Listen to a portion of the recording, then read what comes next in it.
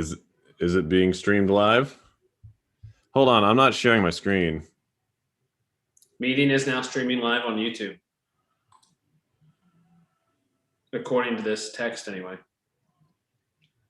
And I'm playing back into my own ear. That's good. Okay. Don't need that. There's Bill. Oh, cool. When you talk, you go a lot on there.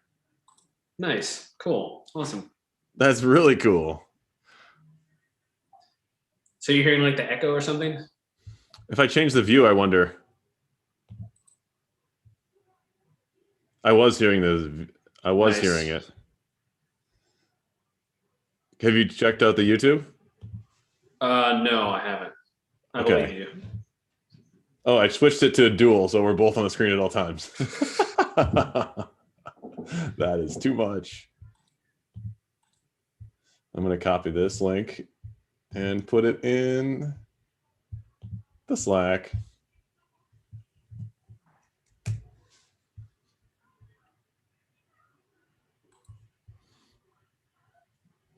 Okay, I have to usually share screen for you to hear my sound. Do you hear sound? Do you hear the sound?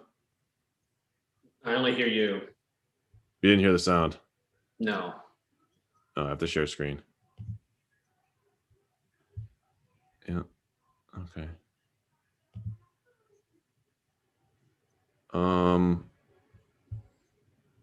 Does that change the? I hope it doesn't change this. Oh, it does. That's bad. Okay, we're experimenting here still, so I have to turn that off. Hold on. Hope no one's watching. This is riveting stuff. It could be like live town council meeting. Who knows? It's a lot like live town. It's a lot like live town council meeting. Today we have a referendum. Oh shoot! Trying to put a stop sign on High Street. Scale, show options. Public forum. Oh no. We shouldn't have a stop sign. Stop signs are pagan. Record video. Where is the thing? Okay, no. This has to be the worst. Hope no one's watching. Okay. Share screen. Advanced. Trying to get the sound effects. Yeah, the only way to get the sound effects into the thing is for me to share screen, but I want to take the stream off of showing us. But that's the point of a streaming. No, but the share screen I don't want to show. I just want to show us two. I see. That I don't know if that's a YouTube thing or a Zoom thing. I don't know what to tell you. It's a Zoom thing. Okay, I have to focus here. Add timestamp. No. Show shared screen. Shared screen. Share all windows from. No. Hold on. Video. Video. Recording. Recording video. Record video during shared screen. Yes. Place video next to shared screen in the recording.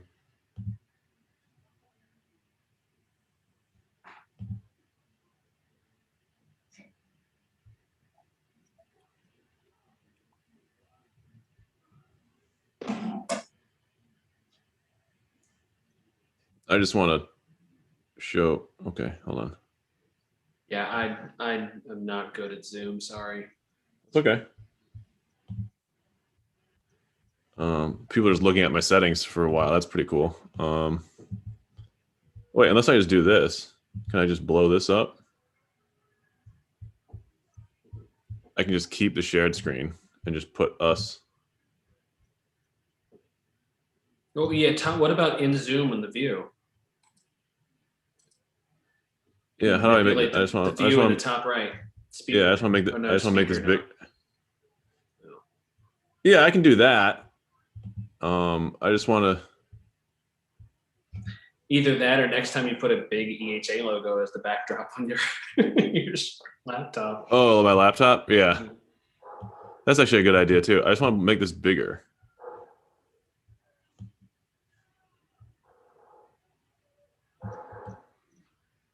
The neighbor's dog is barking. That's pretty cool. Yeah. 3 people are watching this, and Nice. they're They're riveted. Yeah. it's actually a bad thing.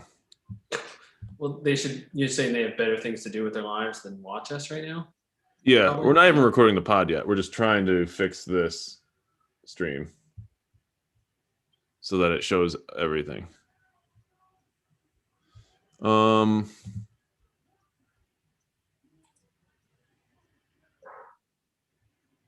What if you click? Oh, wait. Oh, wait a minute. Hide self view. You see. Hold on a second. No, it's not self view. Stop sharing screen. Stop share.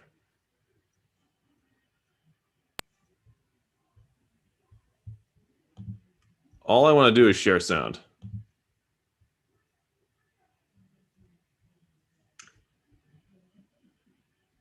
So. All right, we're going back to speaker view because that's the most fun. Isn't it? Whatever. It doesn't matter to me. Okay. We'll start the pod, and I'll put the. We don't need sound effects. They were just fun. Remember how fun they were? Yes, we'll experiment for next week, or try to figure that out for next week, or ask. All right, let's just record it. We got people. We got fans. We got Alexan coming on as our. I skated today. No, well, I saw your picture. I don't know if that was yesterday or the day before. That was yesterday. Okay. Okay, hold on a second. We got viewers, so we're gonna start the pod. Cool. Start record. Wait a minute. Where's the record button? Oh, there it is. Okay, here we go. Record on this computer. Good day to everybody, especially Bill. This is me, Perry the Commish. It's time for the Empire Hockey Podcast. Bill, we have an exciting week. We have a lot lined up for you. We even had our first guest ever on the podcast. How you feeling, Bill, for one? I know you worked all day today. So did I a little bit. But yeah. How are you feeling? Feeling good. Going to get some hockey in here. Going to watch some hockey later. And after the morning wake up and reading the Gritty Gazette, great start to the day. Got to thank Islanders again. This time it's the Gritty Gazette. I think it was the Raquel report last week. Now it's the Gritty Gazette. Absolutely. Also of note, it is Patrick's birthday. GM of the Islanders. Happy birthday to Patrick. And he brings us our weekly Gazette, which is an exciting thing. And Bill, you're already getting shout outs on the Slack for your Babe poster, which I already gave you props for. But Babe 2, Pig in the City. Great movie. Babe 2, Pig in the City. Yep. What a fantastic. You're getting it done. It's a wholeheartedly or tremendous family film. You can't say enough about Babe in the City, but Pig in the City. But we have to get to the actual show. And getting to the Gazette, we have our top 3 teams of the week. Declan, who just mashed, and he's very scary at this point. And then Patrick, the aforementioned birthday boy, second team of the week. And then, of course, the hated Shy Vegas and Tom's team, who is still undefeated. We don't want to talk about that too much, but unfortunately, this is what the pod's about, so we have to talk about them. It was funny because Patrick was up to like 100 on like Thursday. I noticed that because I was one of the victims to Patrick this week. But he had like a great start to the week, and then Declan's weekend was just he had like I think it was a 63-point Saturday and just went nuts over the weekend. Top skaters of the week again, Declan. It was partially because of this. Austin Matthews and the Toronto Maple Leafs went nuts. Of course, Connor McDavid for Toronto continues to have video game type highlights along with actually scoring those goals. And then Kyle Palmieri, bit of a odd week there, but shout out to him and the Islanders. He's over with New Jersey now, which is a big move and big week for him. So Matthews had 7 goals, 5 assists. He had 40 fantasy points for the week. Matthews outscored 5 league teams in goals by himself, and he equaled 4 others. So 9 teams in the league, Matthews either outscored them or equaled them in goal scoring for the week. And yes, I may have also been one of those teams too. Wow, Bill. These things happen. A stat that buries yourself. That's something else. Let's get to the goalies, and the Blues had Mr. Jerry from the Pens. Huge week for him. This kid Lankinen for the Blackhawks continues to sit in the minors for the Ducks and continues to rack up points. And then, of course, on my bench was old man Quick in LA, who I'm starting this week, which he's going to be terrible. That's just how it works. It's fascinating, though, because I had Vitek Vanacek at the Capitals, and he's been in my minors all year, too, so I can relate to Lankinen, being on the minors, in a team and having a minors goalie produce for somebody. Yeah, so you're feeling that only the reverse. Bruce's team is doing a little more than yours is, but slightly better, yeah. Doing slightly better overall. Rookies of the week, Velarde. He is a actual Duck IRL for Toronto, and you have one of your guys, Anderson. Tell me about his week, Bill. I honestly didn't know he was a top scoring rookie. I just knew that he has a pulse and he plays for the Kings, and I got him in a trade in the offseason. So Mikey Anderson is doing better than Kale Clegg. So I played him, and that was cool. He got a few points. Norris for the Golden Seals. So some of these teams that are playing particularly well, Bill, but they're having some young guys like you and the Golden Seals. Caps Golden Seals. It was a great matchup this week, 88-81. Caps got a win. It was great. Feel bad for the Golden Seals, but hey, these things happen. Highest fantasy points of the week, Austin Matthews, as you mentioned, the high scoring goals, but 30.75, 30.75 fantasy points there. And then fantasy points per game, Koskinen for the Bruins, 17.75 in just one game. Well, Winnipeg also, that's the thing. Declan had Matthews, but he had Scheifele. Scheifele had 4 goals and 4 assists this week, too. So you put those two guys together, it's 11 points and 9 assists from 2 guys.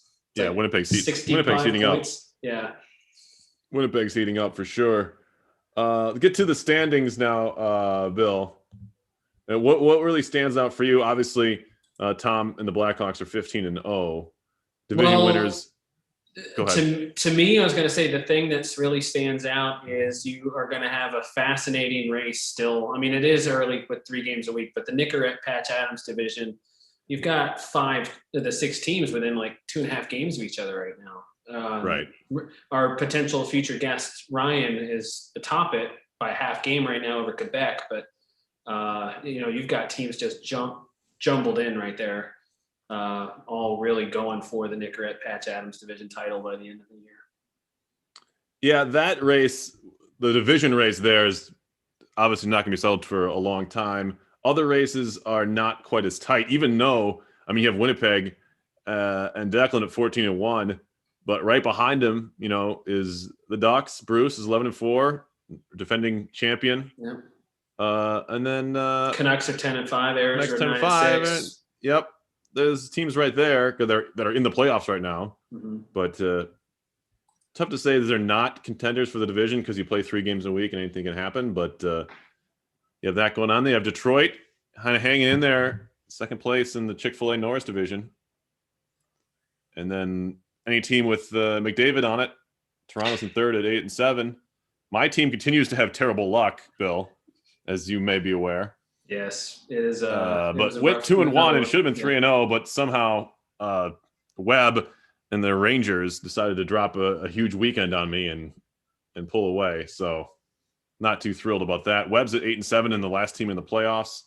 You have the Islanders, Pat, 11-4, and then you have the Penguins at 12-3, leading the AT&T Lilly division. Can I do a team of the week? Mm-hmm. Because I think the Rangers are my team of the week. Absolutely. And the Rangers are team of the week. Well, and part of it is because I wanted to give a shout out. You went 3-0, but you have to have the whole focus for your fantasy team. You have to have the goal scorers, you have to have point guys, but you also have to have physicality, the grit or whatever. Adam Larson, who was a defender for the Rangers, he had 8.25 fantasy points this week. And how did he get those 8.25 fantasy points? 21 hits and 10 block shots. That's amazing. And he was +1. Nothing else, but he had 21 hits. He blocked 10 shots. That gets you 8 points, and that's enough to maybe put you over the edge for a matchup in a week. Bill, we have our second live cut of the year. And it wasn't even me this time. Quebec has cut Carter Hutton. Oh no. Oh no. 8 minutes ago.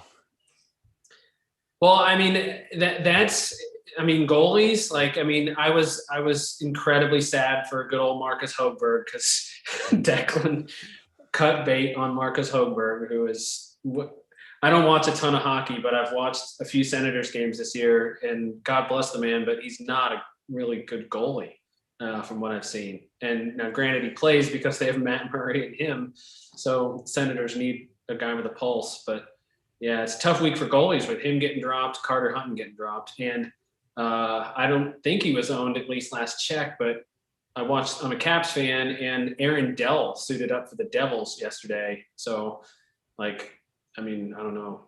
It's kind of rough go for some goalies lately. Yeah, I saw some Aaron Dell jokes on Twitter.com, so I assumed he did something other than getting traded or cut or signed. So well, he actually wasn't terrible too yesterday. He was okay. He faced like 40 shots. The Capitals put like 40 shots on him, but like, hey, he played. Scott Wedgwood still available, Perry. Still available. Yeah, we missed. That was a segment we had. Is Scott Wedgwood available? And yes, he is. Is available. Available. I'd say any goalie who's ever come near the Toronto Maple Leafs organization has a microscope on them, and Aaron Dell is one of those folks. Let's take a look at I know I hinted at it, Bill, but let's take a look at the playoff picture before we get to our weekly transaction report, which sadly we'll have to add to with Carter Hutton there. But looking at the overall standings, remember it's just the top 4 teams get the bye each division. And then the next, after that, I can't do math. Well, to clarify, the division winners get the top 4 seeds. Yep. Yes. And then the next 8 teams make the postseason regardless of division. So that's where the Patch Adams division is going to kind of throw a little bit of a wrinkle in there in terms of top 4 seeds, because you're going to have 3, pretty high seeds there. You're going to have, and that's not true. They could, by the end of the year, they could have a much better record. But like, if you're going right now, what you're saying, right, is one of the teams out of the top 6, 8, whatever. 6 is going to have a number 1 seed, right? That's just currently, right? Yes. Talking about Buffalo. Buffalo's the 9th best team in the league, but they're going to be the 4th seed if the season ended today. So, looking at those standings, last team in right now is the New York Rangers, tied with Toronto and Quebec, who, Joe's team started so hot, right? Quebec come down to earth just a little bit. They're 8-7 now, 16 points. The last team out is the Hartford Whalers, and they're staring at that tie, 7-1. 500 team looking in from the outside of the postseason. Darn tie, yeah. Mm-hmm. We've had some ties this year. I think we've had 2 of them. We had one last week. Yeah, we did last week. Portland, and was it Portland, St. Louis, or Portland, Buffalo? It was Portland, Buffalo, yes. Yep. That's right. Yeah, we talked about how it came down to just little crazy things on that last day that resulted in the tie. We did have a trade go down yesterday, and one is currently in the works. Want to talk about those trades, Bill? Sure. So it was a big trade between Chicago and Rangers, I think. Yeah. So Chicago continues to load up on names and the guys, and Alec Martinez ends up, in that trade, if I recall properly. Mm-hmm. And a 4th round minors pick, I think, along with Mr. Martinez, and Elvis Merzlikins, Josh Brown, Boone Jenner going the other way. So Elvis left the building. Elvis did leave the building, and he with an injury, he got kind of banged up yesterday or Saturday. I don't remember which, but so kind of a tough way to go out. Obviously, the trade was confirmed before the Elvis got banged up, but hopefully he's back in action. Well, the way Eunice Corpusalo is playing lately, they'll get Elvis back in as quick as they can. Not that that's the good news. Yeah, that's the good news. The Rangers also have Peter Mrazek, who got hurt earlier this year. Had a shutout or 2 before he got hurt. Yeah, he was playing really well, actually. I'm a big Peter Mrazek guy, so it was tough to see him go down. I'm an OG owner of Peter Mrazek from year 1. The Hurricanes have the former Leafs goalie now. Maybe, yeah, Reimer, yeah. Reimer's over there Reimer. now. Yeah. What do you think of the other pieces there? I don't know a lot about Josh Brown, but Jenner is just kind of a workhorse. And I mean, Jenner's a little over 2 points a game. You can play wing, you can play center. He's reasonably priced at 3,500. Yeah. But I feel like Mersey Lakins is the draw there. Like you're getting a young goalie that's going to be pretty good. But if you're getting Alec Martinez on the other end of the trade, Martinez is like a 3.3 point defenseman who is like $4,000. So it's hard to turn that down too. So what about this pending trade we have going on right now? We got Montreal, Carlson Boston. going to Montreal, and then we got DeBrusk and Middlestad going to the Bruins. So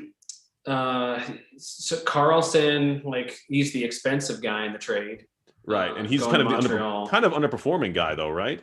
Well, I feel like with Vegas, I don't know enough to say for sure, but with Vegas, that can be you can have a rich week from them or a calm week. There's that high risk, high reward almost where you're right. I feel like if Vegas has a good week, Carlson could really, turn up for you in that particular week, or, maybe he hasn't done it so far, but I feel like some good grit going back the other way in DeBrusk and Middlestad. Yeah, I'm going to take back what I said there, Bill, about Carlson. He's basically been at his career, just slightly under his career output fantasy-wise the last 3 years. I think the 2017, the first year of the Knights, right? I think that kind of skewed everyone's thought of every single player that played for the Vegas Golden Knights, including a guy that I like a lot who's just doing absolutely nothing for me. And he's almost on his last bit of legs for my team. Former Minnesota Golden Gopher, which is probably the only reason I'm hanging on to him. But Eric Haula had a monster year. Everyone on the team had a monster season. So, you're looking at the Vegas Golden Knights from 17-18. You're like, okay, well, you kind of have it's almost like a steroid year seemingly for a lot of these guys, as far as not literally, but just how you're looking at their careers. DeBrusk is a good young guy, right? That Boston hasn't produced too much this year, but he's still, as I said, he's a young player, 24 years old, making $2.5. Well, and Middlestat spits out a little over a point a game, and he's under $1,000. So you're getting some. And he's only 22. He's just right. You just know his name because he's been around the pros for this is his fourth year in professional in NHL playing in NHL hockey. It's one of the many young guys on the Sabres. They have so many young guys on that team. Real life Sabres. That was the idea. I think that's what the Bruins were trying to do there, is get a little younger, a little cheaper. And they did acquire with some upside. I can never know for sure. I happen to be a Capitals fan who is the Capitals, but I never necessarily can if you is Bruins a Bruins fan, for example. You never know. Nate's a Bruin. He's so he's getting the Bruin in the trade too, so that can't hurt. No, that's a lot of fantasy hockey in general, is not only getting guys that produce, but guys that you like to root for as well. Sure. That's why in the last round of the Miners draft, you picked up Vitek Vanacek because Vanacek who's turned into something. So that play, kind of helped you there. Yeah. Would have been better if I was a good GM and actually did something with him, but who knows? Just hold on to him. Hey, let's take a look, see if Alexin shows up here. But let's look ahead at the upcoming schedule for this week, Bill. There's that, and we got to touch on the trade block too, because league sources keep saying that there's a couple teams that are really trying to sell some pieces. Okay, let's talk about the trade block here. So, from what I've heard, league sources have informed that the Bruins, the Lightning, and the Red Wings are among the teams really trying to get rid of some assets. And you can tell that the Red Wings really are interested because they posted in general. Didn't post in Trade Vegas, actually posted in general and said, look, I'm trying to get rid of guys. So that's a serious play. It's a serious play there when you post in general. So that's, you're going to have to keep, and it's less than 2 weeks now. It's March 5th, the deadline. So less than 2 full weeks maybe. So it's coming up quicker than we think. March 7th is the trade deadline. Okay. Yeah, so March 7th. Well, and when you have an owner who is trying to trade the third highest point producer in the week last week, Ryan Nugent-Hopkins, on the block, that also perks the ears up for a few teams. I think that's just because he is a small child and he's bored. But I mean that could be true to other GMs. I don't know. Motives are different for some teams, and if a savvy owner is out there looking to make their team better, you never know. Fascinating to watch. Absolutely. If we get Alexan, I'm not sure he's, some things are more important than the Empire Hockey Podcast. I can't imagine what those things could be, Bill. Unless it's maybe indoor golf or something, but simulated golf. Paid by a job. I don't know. Who knows? Yeah. This is definitely more important than that. Fair. You want to talk about some scheduling here? I have a rough schedule. I mean, I have a kind of a. Well, this is the week where Chicago plays Winnipeg, right? It is. That's got to be the game of the week, right? I mean, it's got to be up there. Yeah. Besides me playing Chicago, but also a big matchup. It's huge for me. I'm trying to stay in it. I don't look at the fantasy points, Bill. Well, and you're also playing Alexan this week too, I believe. I am. You're definitely right about that. Another neat matchup.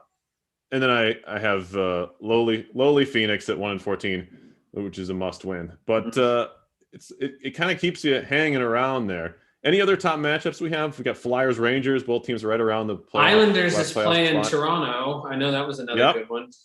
That's a big one. Yeah. You got Hartford trying to stay in the playoffs with Houston. That's a big game. For Ryan, who's ahead in that division right now, he's got the Ducks too. So, I mean, that's a tough matchup. So, like, in Quebec, when you got Buffalo, Quebec there, and a couple other teams, it's that division is going to be volatile.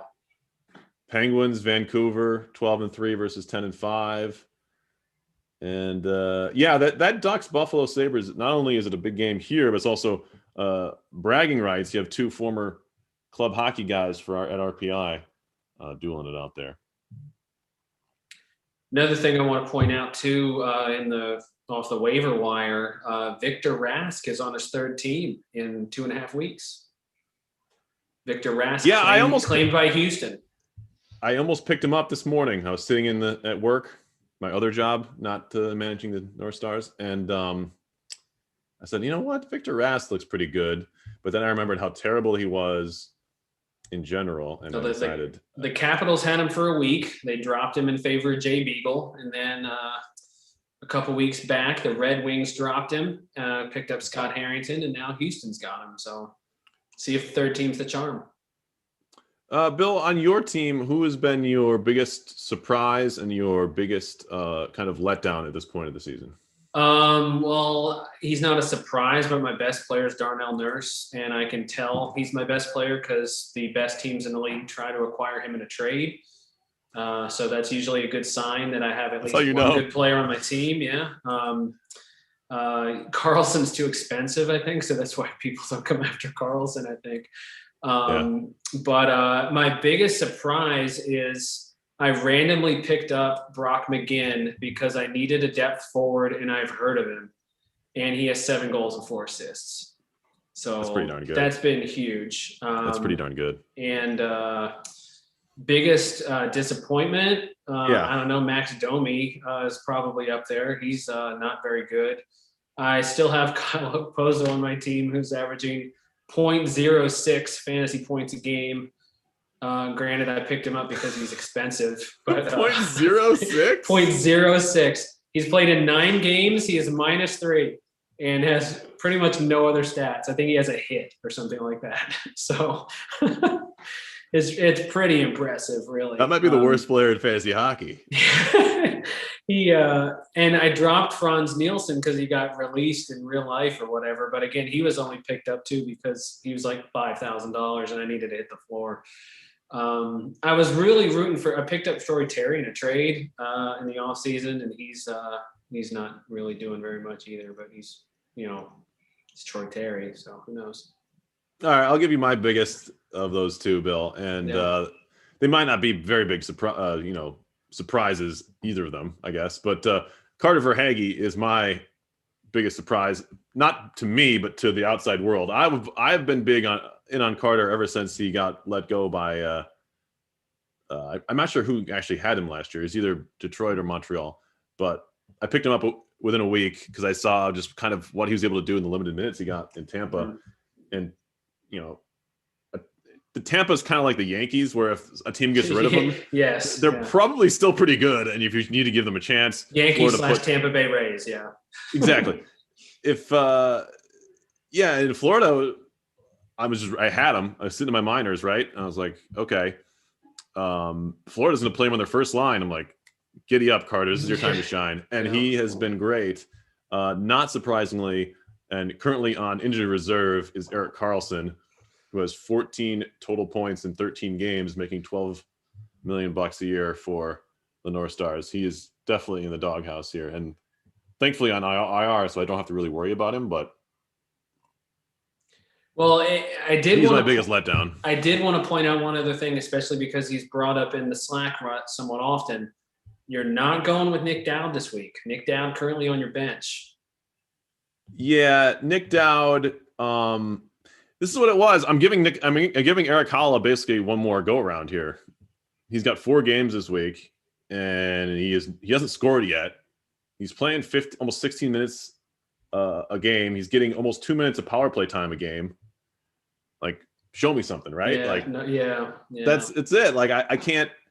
He's audition. Yeah, he's scoring worse than Nick Dowd, which says a lot about him, right? So, and then Alex Edler, who's been like almost a 3-point guy his whole career. If you look at his career, like fantasy hockey numbers, 3 points roughly a game, 2.8 to 3.3 ish. He's getting me 1.3 right now. I don't know what to do with him. Tried to trade him. He's not worth much, so he's just going to sit on my bench. Ian Mitchell's turning it on. This is why I love the league. Yeah. I'll say this right now. He started off as many rookies do, kind of, deer in headlights for the first few weeks of his career. But to Chicago's credit, they're just throwing him out there for 17, 18, 19, 20, sometimes 20 minutes a game. Yeah. And he's got 2 goals in his last 5, including he had a goal against Carolina on Thursday or Friday. And he looks a lot better. Looks a lot more confident. They're playing him. He's still not playing in the power play, but I think that'll come eventually. He's an offensive guy out of Denver. Yeah. And no, Ian Mitchell, he's taken the spot of Edler for a week. Mostly because Edler, I think, only is playing 2 games. But no, Ian Mitchell, I drafted him the first year of this league, and now he's getting a chance to play. And that's a beautiful thing.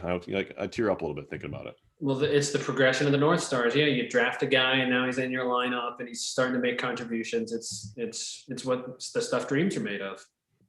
Oh, I see. Okay, yeah.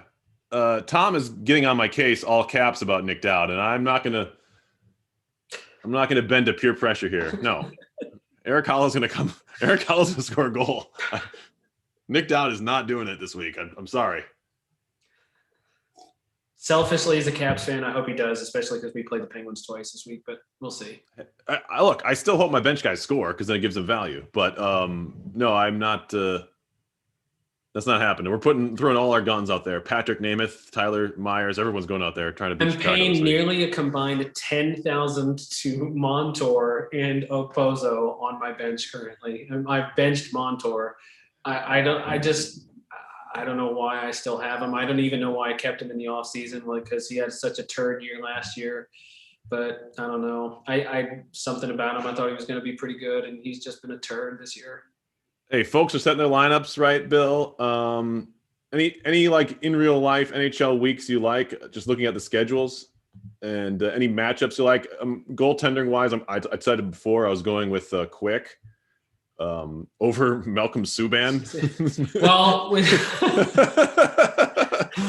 but the way Lankinen's playing in Chicago, like, you figure Subban may not, play as much. I don't know. Other than Subban's first game, he's been great. Yeah, he has been good. But he's only played 3 other games. He's only played 3 other games. So he's a 5.25 point per game goalie. But by you playing Quick, you're also going against your own real life team. I know. The Wild play Quick this week.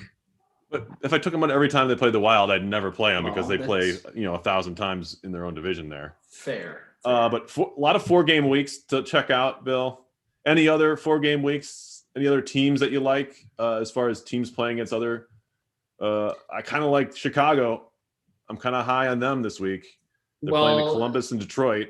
And I'll be honest, and this is something that I guess as I've noticed more because I own Carey Price, and that is that any Canadian team seemingly scores a lot. So Yeah. having a Canadian team goalie is, although I mean, there's the good ones, like blanking on the guy for the Jets, and the Flames. Markstrom, yeah, but like there's just so many goals. Like the Senators are scoring goals again, so like I mean it's. Anytime you're in one of those matchups where if you're a Canadian team and you're playing 3 or 4 games a week, you figure that's going to be a good matchup. And I mean, it showed itself with Matthews last week. Yeah, with 26 teams, it is tough to play matchups, but right. in the goalies is where it really comes into play, right? I mean, really, you want to make sure you try to give yourself, a couple extra starts if you can with your goalie. Yeah, but you're also trying to put your best guys out there, right? You're not playing matchups too many times. I know Vancouver only plays 2 games this week, so that's something you probably want to keep in mind. And Winnipeg only plays 2 games this week. Well, that affects Islanders because he has Holtby, if I remember right. Right. There's a postponed game on Friday. I'm not sure the Sharks are supposed to play, but the Sharks only play 3 games this week. And a lot of 4-game weeks, Bill. A lot of ground can be made up. I know in my matchup with Chicago, I have 69 scheduled skaters, and he has 72. So he's doing some lineup adjusting as we speak. His team is just ridiculous. I went up and down, and I was like, I don't know where I'm supposed to win a matchup here. So which team? Especially with me in Chicago. Yeah.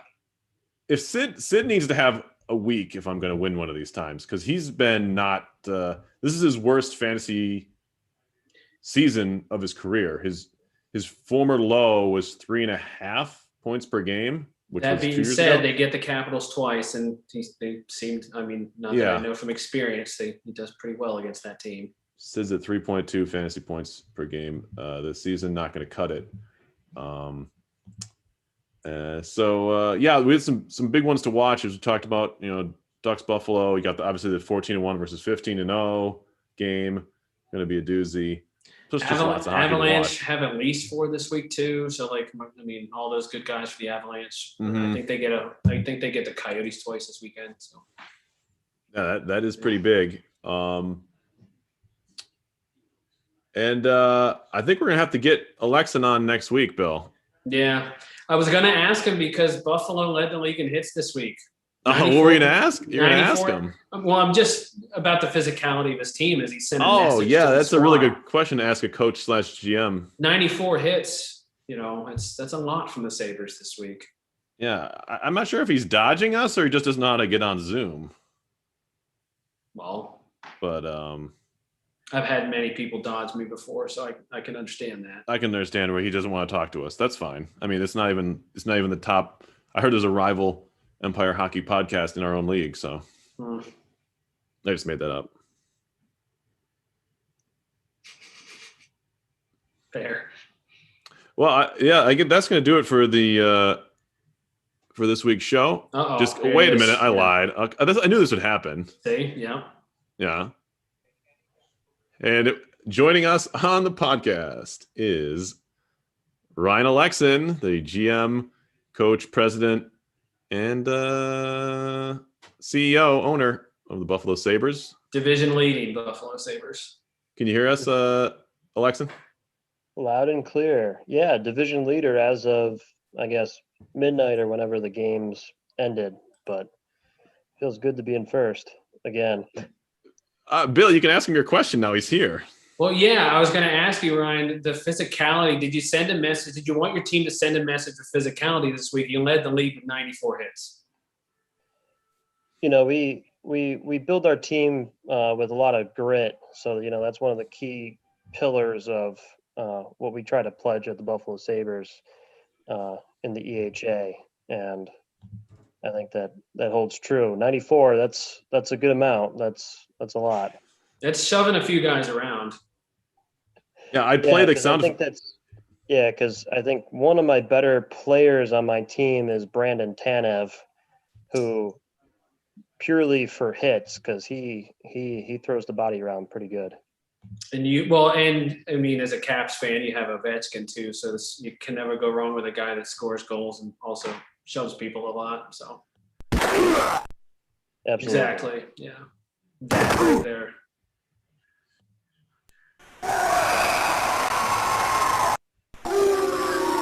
I'm just getting them all in because I couldn't do it earlier. Alexin, what's been the difference between your Buffalo Sabres and the IRL Buffalo Sabres who are not having the same success? Oh boy, where do I even start with the difference? I think the big thing is I don't know, just determination and getting scoring chances. Because watching the real life Sabres, what I see is a lot of movement around the perimeter of the puck, but not a lot of good scoring chances. Whereas on the EHA Buffalo Sabres, I have a couple of guys that really like to fire one timers and Stamkos and Ovechkin. And then I think the big difference is quality of scoring chances between the two. And also, I guess a bit of a follow up. But you have a Sabre on your team. You have a couple of them actually, but one that plays, and Linus Ullmark. What goes into your goalie decisions week to week? I know he and Kemper are almost, points per game wise, almost dead even. Yeah, they're dead even. The only difference is within Phoenix, you have Antti Ranta and Darcy Kemper, who pretty much are, I think right now, still a pretty even split, because it seems like down there they kind of ride the hot goalie, where, in my opinion, for the Sabres, Ullmark should play pretty much every game. And he played 3 of 4 last week, and I think the Coyotes only had 3 games last week, so I was trying to get at least an extra start in Ullmark over Kemper. So usually it's a mix of that and how many games each team's going to play. Because I think Sabres are going to try to at least play 5 this week. At least that's what's on the schedule, I believe. Yeah, getting those makeup games in. Yeah, because I know you guys ratted on me for the goalie starts last week, because I think Kemper had a shutout by the time you guys published. Well, it was that random Monday night game that they randomly had at like 5 o'clock or whatever. Is it like 5? Night. Yeah. At record time. Yeah. We're playing each other this week, Alex. You got some big games this week. You got me, you. We got you and Bruce. Wow. Yeah. Well, is it all RPI matchups? I What's your third one? I can't. It's not scrolling for me. Let me look real quick. Okay. Yeah. Well, I got the North Jersey Devils. Okay. The 4-11 Devils, who can't quite decide what state they're in. They also have the Colorado logo on tracks. Yeah, the Colorado Rockies same franchise logo, though. Mm-hmm. New Jersey Devils, and in the Slack they're the North Jersey Devils. Yeah. Bill, any more questions for Alexa there before we get out of here? I mean, you see it coming down to the wire in the Nicorette Patch Adams division, right? I mean, you've got so many teams in your division that are right on your heels. Yeah, because honestly, if you look at it, all the way down to 5, the Senators are only 2.5 games back, and we play 3 games a week. So, yeah, I think it's going to go pretty much on a week-to-week basis here, because I'm only a half game up on Nordiques right now, so it's pretty tight. Well, and in further maybe bad news, Senators plays me this week, so that's good news for the Senators. And I think the Senators play the Pirates this week too, which is more bad news for other teams that aren't the Senators. So yeah. Well, Bill, I'll be rooting for you for that matchup against any Patch Adams team you're playing that's other than me. I called up Eric Branstrom from the minors this week, so we're giving it a go. We're benching Brandon Montour. We're going with Branstrom, and we're hoping that gets me maybe 3 more points. Who knows? It's worth a shot. All right. Remember, it's a 33 game schedule, so with we're 15 in, we're basically the halfway point, because halfway through this week, I guess, is the actual halfway point, right? Yeah, because this is week 6. 5. Oh, it's week 6. We just finished. Yeah. We just finished We 5. just finished 5. Yeah. Week 6, halfway through the season. Playoffs coming up. The deadline is the 7th of March. Trade deadline. Lots to get done before that. Alexin, thanks for coming on the pod. We'll have you on again. He's the inaugural champion, the only one who's actually won the Coupal Cup in a game, right? Yeah. Actually finished the full season that year. So what a novel idea. Bill, final thoughts? Happy birthday again to Islanders. Absolutely, Patrick. Happy yeah, birthday. happy birthday, Patrick. Hope the kid's not keeping him up. And with that will do it for another edition of the pod. We'll be back next week, and happy hockey watching here. All right, cool. I'm going to stop recording. Boom. Yeah. Hopefully the Sabres figure it out. They benched Skinner, which is questionable because Posta is still in the lineup. I don't know what these guys are doing.